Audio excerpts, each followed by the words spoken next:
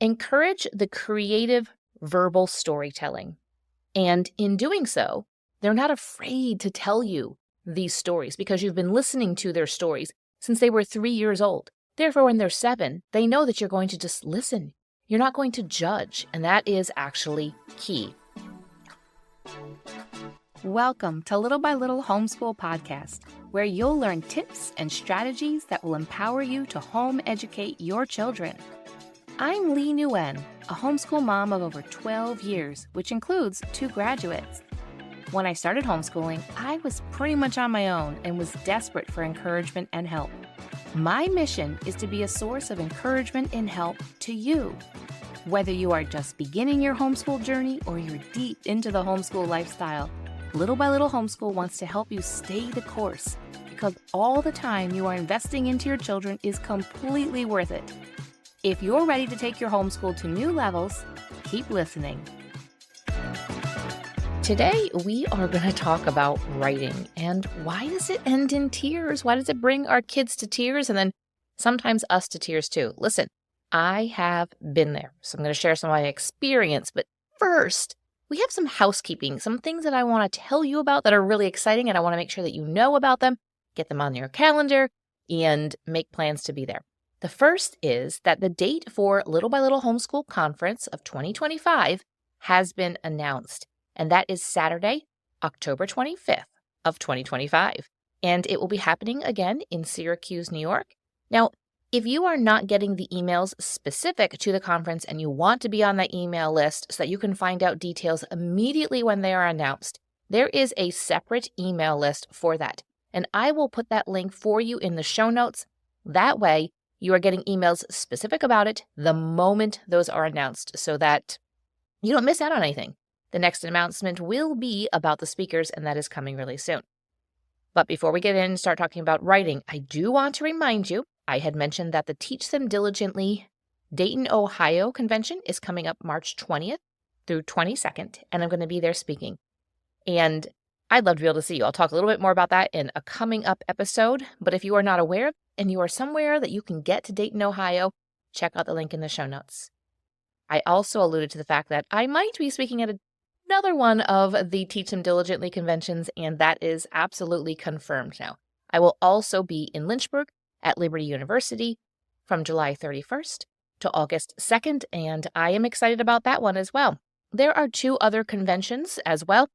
If you are further down southeast, or you are maybe Midwest, Southwest, you might want to head over to Branson, and the other one is in Tennessee. So the link for that is going to be in the show notes for any of those, whether you can come to the 2 that I'll be at or the other 2. I know it's going to be a blessed time for you. And then you can round out your tour and come out to Syracuse, New York at the end of October. Okay, let's talk about writing, and I'm going to start with telling you a tale of 3 very different children. My daughter now is 22. But she has always been someone that loved writing. I never had to worry about that with her. Sometimes I'd have to be like, okay, that's great you want to write and you have your notebook outside, but put it down and go play. Go run. Go do some type of movement. Go do something else. Climb a tree, something like that. And she just loved it. And so while I'm telling you these, see if you can, these stories about my 3 kids, see if you can kind of figure out some of your kids might fall into some of these categories. So some of our kids are really going to want to write. I recall she was probably in about 5th grade, maybe 6th grade, and she asked me if she could write a research paper. I was like, what? Okay. So I kind of taught her, and she just wrote a research paper from a 5th, 6th grade standpoint, and I was like, okay, here we go. And she loves creative writing. I didn't have to do a lot to get her to write. There weren't very many tears. Sometimes when she was older and there would be more writing that just was boring to her, she didn't want to necessarily do it. But that was more so later when she was in college courses, and she did it anyway because it was a requirement for the college course. Then we'll get to my second born, my older son, and he did not want to write anything that was not deemed as fun. Whatever he thought would be fun, he was very willing to write it, and we really struggled. I pulled back greatly when it came to his writing by middle school. And yeah, I would say mostly middle school. I kind of soft-stepped it into high school again, but really just step back, and it was an experiment. I didn't know if I would be successful in that or not. And I started to see that I was having success with that. And so therefore I came to my third born, and again, he really liked to write fun stuff, but more so comics, and he would like to draw and then add words to that. And I just kind of let him go, and I didn't force the writing like I tried to force as much. It's kind of funny. Sometimes I talk to homeschool moms and we all agree. Our firstborn ends up being a guinea pig when it comes to the homeschooling, and sometimes the secondborn. And by the time we get to our last child, whether that is 2 or 3 or 10, we become just a lot more relaxed, and we realize that it will all work out. So I've kind of run the gamut with the kids and just their interest in writing and what does that look like. And so I'm going to share a little bit more about that, how I've actually done it towards the end of this. I want to give you some concrete tips and some direction and next steps to take before I finish up their stories. Now, I don't know personally the exact ages and where each of your children are.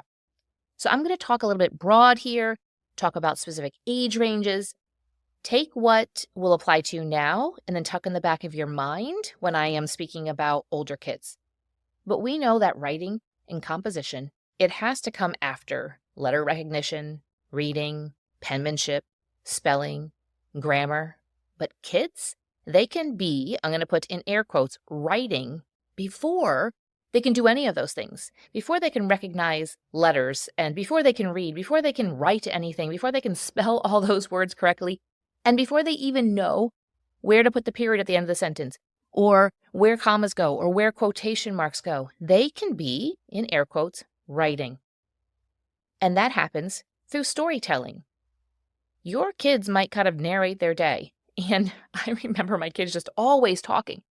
And as they got older, there was a little less talking and a little less talking. And they get to middle school, high school, and you definitely recognize, wow, there is a lot more inner monologue going on. Not everything that pops into their mind comes out of their mouth. There's good and bad to that. But while kids are talking and doing all of that talking while they're still in that age range, now you might have kids that are going to talk forever. Sometimes you have a kid that's just very verbose and is a verbal processor, and that's fine. But a lot of kids will kind of start to shut down certain parts that they will talk readily about. But your kids can be writing stories by just talking and telling stories. Listen to those stories. Now, I know sometimes the kid will go off on a story, and it's comical when you think about it later. They'll start a story, and then they end up somewhere else, and then they forget because they're just making it up as they go. That can be considered writing. It is a preemptive writing. It is them just being creative. It's them in their creative play, in their imaginative play. And they're playing with dolls or trucks or blocks or running around outside and recreating things that they're thinking in their mind and with other kids, and they're playing, and they're like, this is our castle and you are the knight and you are the princess, and they're writing a story.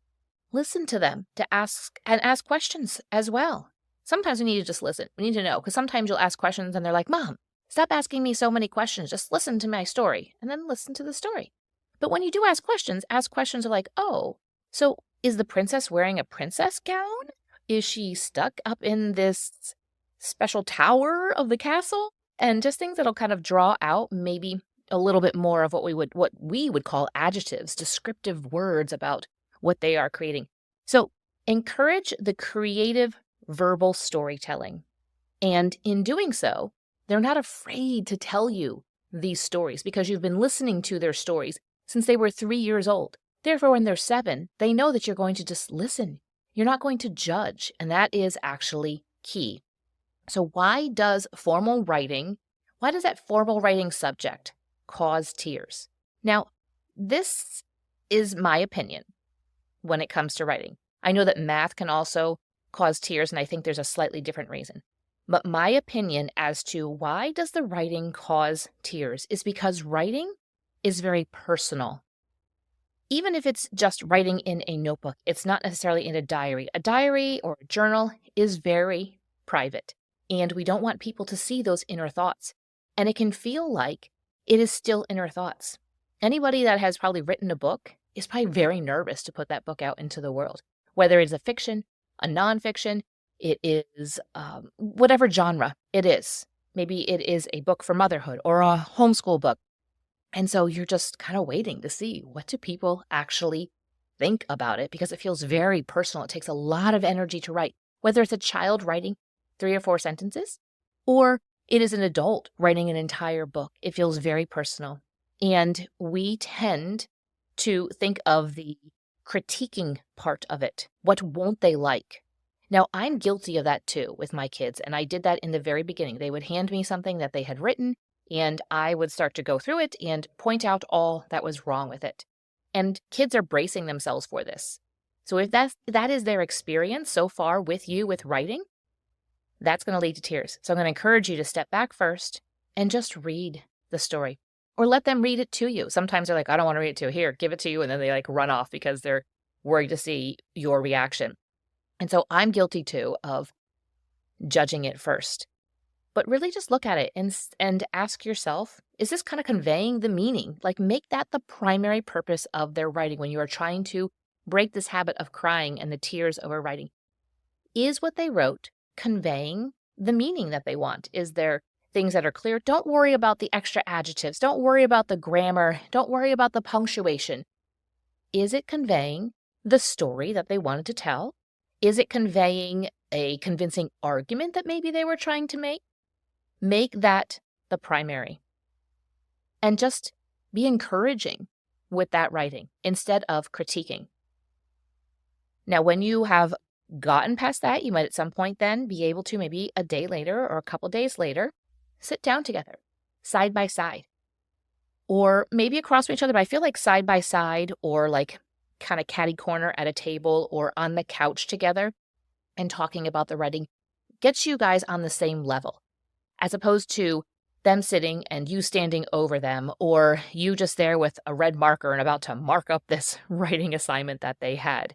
You're sitting there together as a team, and you can at that time maybe go over some of the grammar and some of the spelling corrections when their emotions are maybe taken a bit out of it.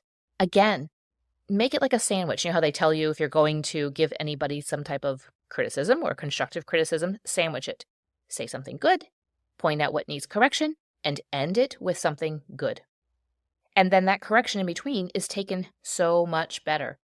I will now sit down with my high schooler, and first I've read it and we've not even talked about it. And when I'm time to go over it, I might say, and sometimes I don't, sometimes I say, that's really great, thank you so much, because it really doesn't matter in the grand scheme of things. The kids nowadays, they have spell check. That's going to get corrected. We can work on the grammar in other ways, and we have a grammar book as well. So oftentimes when I sit down with him, I'll say, oh, they have a but in the middle of the sentence, or the sentence begins with but. What do we always put with the but? And this is the but, B-U-T, 1 T. Okay, if your kids are listening, it's 1 T. And then he'll say, oh, a comma. I'm like, yep. And then it's that easy. It doesn't have to be anything that's so long and arduous and the kids are going to end up in tears. They might have run-on sentences, and you say, this sentence is really long. Imagine someone trying to read that. They would be out of breath by the end. How can we maybe make that so that they aren't out of breath? That takes the pressure off. Like, oh, okay, maybe I could separate it right here. And maybe it's not where you would have separated it, but it's okay. This is just kids writing a story. This isn't somebody writing their dissertation, okay? Keep that in mind. But sit down and have a conversation when it is time to maybe go over some of that stuff. And sometimes you just let it go. I've got a stack of papers and things that my now 11th grader has written, and we haven't necessarily gone over. I'm like, thank you. You did a really good job. We talked about it and didn't go over it. And then there's times I'm like, okay, he's pretty receptive to this right now. So let's sit down and go over that. Now, you might want to do writing and use a curriculum. So I'm going to give you right now a short list of different curriculums that we have used. I am not promoting or negating any of these. Some of them we might have only used for a couple of months, and I said, this is not working for us. Some of them we might have used for certain grades and up to a certain grade, decided this isn't working for us anymore. So I'm just going to tell you some that we have used. Again, not promoting or negating any of them. You have to do your own research, and you have to know what is going to be best for your family, but also each individual child. So some of the different writings we have used in the different grades. This will be elementary, middle, high school. And I'm not even going to specify what we have done in certain grades. So we have used master books, we have used IEW, we have used Abeka, we have done the easy peasy, whether that's completely online, easy peasy, all-in-one homeschool, and maybe all-in-one high school. So they have the elementary as well as the middle and high school, and Brave Writer. So you can write those down if you want just a starting point of where to begin and look for curriculum. Now, maybe you don't want curriculum, or you're getting tiers with one of these curriculum or a different curriculum. I'm going to give you some ideas on some things that you can do and some places to start, and you can just make up your own, we'll say in air quotes, curriculum. We don't have to have a formal curriculum for every single subject. And I know that sounds a little bit scary and overwhelming. I'm not asking you to create an extensive curriculum that you are going to go then and print and market and sell to other people. This is just you and your kids, or just you and one child sitting down and having fun with writing. So if you do not want curriculum, here are some ideas. You can give them a list of writing prompts. Guess what? You don't even have to come up with these writing prompts. Go on to Pinterest, or you can probably do a Google search. I remember going to Pinterest years ago, and there would be tons of lists there. Either way, just do a search of writing prompts, and you can put in writing prompts for elementary age, and again, it doesn't matter because you could have the same prompts that you gave your third grader and you give your eighth grader, and they will do writing completely different. It could be the same exact prompt, like write a story about a child spending a day at a pond. In third grade, they could use that prompt and do a creative writing, just write a story about it. Might be a paragraph. In eighth grade, they might use that same exact writing prompt, that same one, a child spending a day at a pond, and write a completely different story. So it's not always necessary to have it in certain age ranges, but you more so want to make sure it's not too high level for your younger kids. And so you can just get a list of writing prompts and don't make it too overwhelming. Maybe just literally start with 10 and have them pick which one they want to do. Maybe it's one time a week. They just have to pick a writing prompt. And maybe you say you need to pick it and you need to write it this day. Or you might have a child, you say, pick it on Monday, and by Friday, I want you to have written 2 paragraphs or 3 sentences. Whatever it is that's going to help them. You have to decide on that. And so you have the writing prompts chosen out, and then they get to pick which ones they do. And sometimes that's why a list that's longer can be better. But if your kids are overwhelmed, then maybe just start with 5 or 10. And you can maybe add on to those as you kind of see that they are purposely skipping some. You might have a child, you might say, I want them they need to actually do some hard things. So I'm going to not add to that list. And eventually they have to write all 10 of those different writing prompts, the ones that they're avoiding. Most kids will avoid the ones that they don't want to do until they're forced to do it. So you can just get some writing prompts and let them choose the order that they want to do it in. That way they kind of get to everything, but also they have a little skin in the game. And sometimes we feel more creative, and your kids probably feel more creative, like, oh, I would actually really like to write this. This will be like a lot of creativity, or I feel kind of silly, so I'm going to pick a silly writing prompt. My next suggestion is to let them, especially boys, you'll see, and this can go for girls, but notoriously boys, let them write their silly stories. Let them write their comics. Let them write their comic strips. My boys, most every single of those writing prompts I gave them, they could have been serious, but I can almost guarantee at some point they ended in some type of maybe fight or something silly or something funny or something just outrageous. And there is nothing wrong with that. That is them being creative. It's okay. They're not going to be 25 still writing the same ridiculous story, but maybe they will. And what does it hurt? Does it really hurt?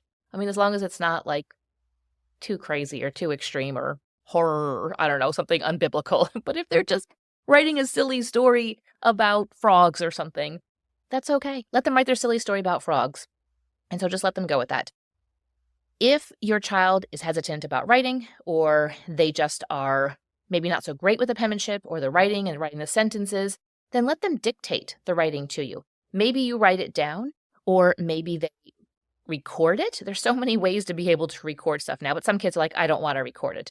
I just want to dictate it to you and write it. They might not be old enough to write, or maybe, again, their writing just isn't good. Maybe they dictate and you type it out for them. Some kids are even going to want to do their writing specifically on the computer. That is my youngest. He prefers to write his stuff, type it out, as opposed to handwriting. And I see him doing something with technology. So I'm like, why not get better with your typing skills? So let them dictate some of their writing. How about if you collaborate on writing together? You might have a child that's very hesitant. You can take those writing prompts, maybe let them choose the writing prompt, and you decide to write a story together. Whether that is you guys working out the details together, or possibly you say, you start the story, or maybe they're like, I don't know where to start. And you, mom, you start the story and you say, I'm going to write 2 sentences. And then you're going to write 2 sentences. And you're going to bring it back to me. And I'm going to write 2 more sentences. And then you write 2 more sentences. And this can work really good. Especially some kids will think it's like so fun. Especially, I remember doing this, especially my boys. They would write their 2 sentences would be so outrageous. And I would be like, I don't even know how to follow that up. But I would come up with something. So you can collaborate on your writing together. Now, writing isn't always stories. It's a great way to start with kids because they'll always come up with stories, especially if you're reading to them. They can always come up with stories. But writing doesn't always have to be stories. It doesn't always have to be essays. It doesn't always have to be formal papers or research papers. Guess what? There's things like writing newspaper articles. There's blogs, writing commercials, writing radio and podcast advertisements, writing social media posts. That is writing. You might have a child that graduates a little bit from wanting to write those silly stories and wants to actually write real stuff. That's considered writing too. We have to look at our kids and realize that not all of them are going to go on and get a master's or PhD in writing or English or literature or something like that. Most of them won't. How about we focus on teaching them the writing skills that are going to equip them? So let's go back to my kids and when we get to high school, because everybody wants to know, what do you do about writing and composition in high school? Now, we've used some of those different resources. My 2 oldest did some English literature courses, I guess it was English literature and composition. I forget exactly what it's called, but they did some college courses in 11th and 12th grade, and they did great. So my experiment of kind of putting writing aside and not forcing that, I was really nervous about how that would go with my older son. And he took those English courses and he aced them. He did great. So all of that worry and all of that concern wasn't needed. So let's go back into my 3 kids. My daughter loved writing. She had some things that were published in different articles and different magazines and stuff, and she just really enjoyed that. She could write a book. I hope someday she does write a book. She's a phenomenal writer. And that's how that ended. She will gladly pick up a notebook and write out a story, write out a short story, write out a long story, write out something. My son, when we got to high school, we did some of that. I knew that he'd have to write some papers for those college courses, and so I was kind of preparing him for those. And then we focus on the writing that he actually would need to do. He's an entrepreneur, owns his own business, and so we focused on writing business plans. And guess what? He taught himself a lot of this stuff, writing business plans, writing business proposals. And now he does so much writing, but it's all related to the business, and he wants to do it. He has a greater why and a greater reason. And some kids are going to need a better reason than, well, the curriculum wants you to write this. And I kind of found this a bit more from my boys. When I give them purposeful writing, that they see that there is some type of reward, some type of outcome, some reason for writing it. Some kids just really need a solid reason. And that's just how they are. And I have found, especially with my teen boys. And so now my youngest, I also just kind of pulled back. We have done some things 9th, 10th grade. And this year I actually have him doing something a little bit more formal. And just recently he said to me, I can't wait to show you my writing assignment when I'm done with it. Now, this was on a Sunday evening, and he was thinking about the next day and his homeschool work that he have to do, and he was thinking about his writing lesson, and he was telling me that he's excited to show me. I almost fell out of my chair, but I was like, play it cool. Keep cool, girl. And I was like, oh, really? I was like, I'm excited to hear it. Do you want to tell me anything? He's like, nope, it's going to be a surprise. I was like, okay. And so when he presented it to me, I was thoroughly impressed. And he loved it, and he was looking forward to it. So there is hope. And so for him, I am really focused on, okay, so what writing is going to serve him in his next steps in life? So that's just kind of my approach and how I have looked at it. I hope that this has given you some type of ideas. If you are struggling with the writing, you are struggling with the curriculum, you're struggling with your schedule, routine, you're struggling just with the morale, your consistency, anything with homeschool, you and I can talk about it one-on-one, and I can do that with you through the mentorship program. The link for that is going to be in the show notes, all the information about setting that up. There's a bunch of questions for you to answer because I really want to kind of dig in and find out, and you and I can work through whatever that concern is that you have for your homeschool, and I'd love to be able to connect through the mentorship program with you. So thanks for listening to today's episode. Thank you for listening, friend. I'd love to connect with you more. You can find social media links in the show notes and share this episode with a friend who could use a boost to her homeschool. See you back here real soon.